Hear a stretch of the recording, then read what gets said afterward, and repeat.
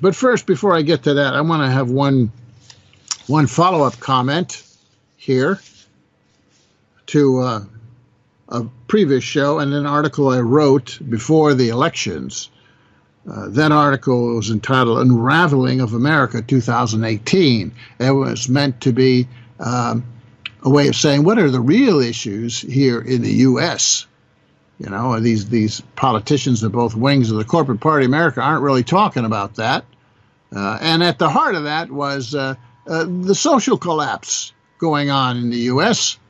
that is evident from the rising number of opioid deaths, the rising number of suicides, and gun killings in the U.S.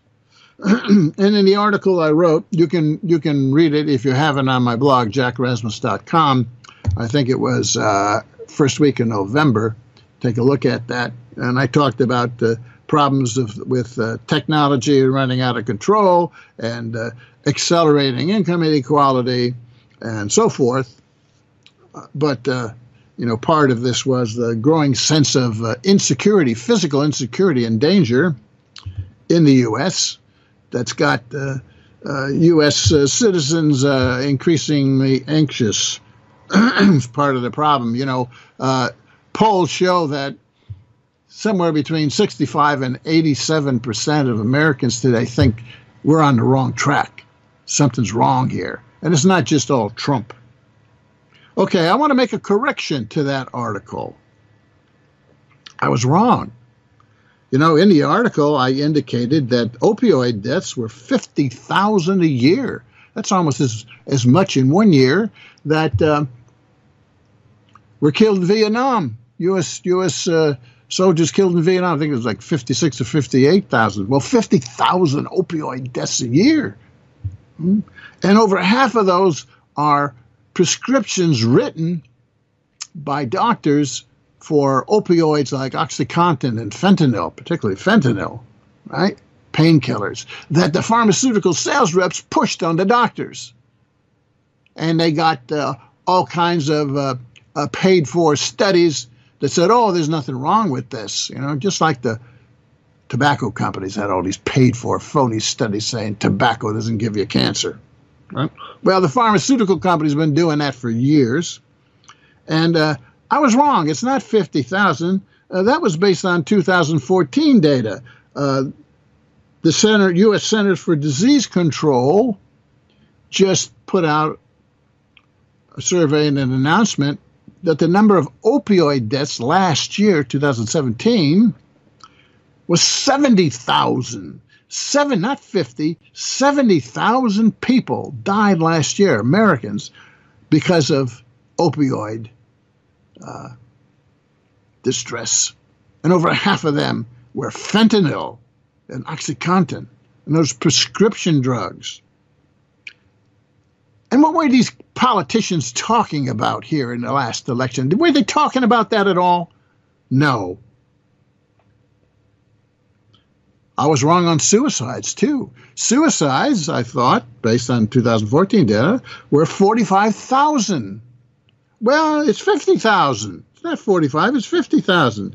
Gun killings in 14 were 33,000. I didn't get the data, but I'll bet you gun killings have gone up since 2014. 70,000, 50,000, let's say 40,000 gun killings, 90, 160, over 150,000 Americans die every year because of opioid suicides or gun killings. 150,000. Can you imagine that? I mean, that's equal to, over 3-4 years, the same amount of people were killed during World War I due to influenza flu epidemic. We got an epidemic. We got a social epidemic going on here. And, this opioid stuff, it's not just youth, it's all age groups from 25-34, 35-45, 45 to 54. It's male, it's female. It's across the board. And the suicides, too. Middle-aged folks committing suicides. And there's been another report just released, I think, in the New York Times about U.S. life expectancy the last 3 years. It's declined. Yes, it's declined. U.S. life expectancy has declined 3 years in a row. We spent over $3 trillion on health costs in this country and life expectancy. We're the only major industrial nation that's going backwards. You know, you go to Europe and Japan, the average expectancy is in the mid-80s, 80 years. We're 78 and going lower. Well, just think about that. Decadence and decline. And are these two wings of the corporate party talking about that? No, they're just talking about how they can make themselves richer and make their corporations more profitable.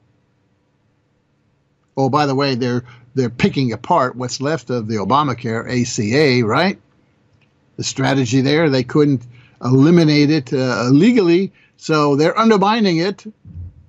And how are they undermining it? They're offering cheaper, bare bones, catastrophic solutions or plans for the insurance companies that the insurance companies don't pay much on. Is more profitable for them.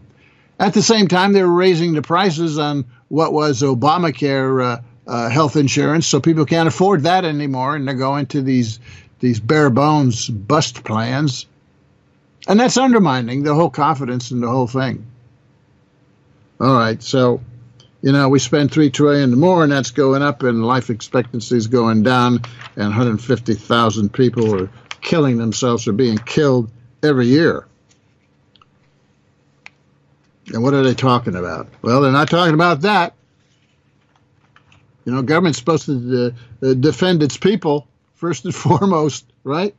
What's it doing for those people? Are they being defended from the pharmaceutical companies? Are they being defended from the NRA, National Rifle Association, right? No. Those companies are being subsidized more and more every year.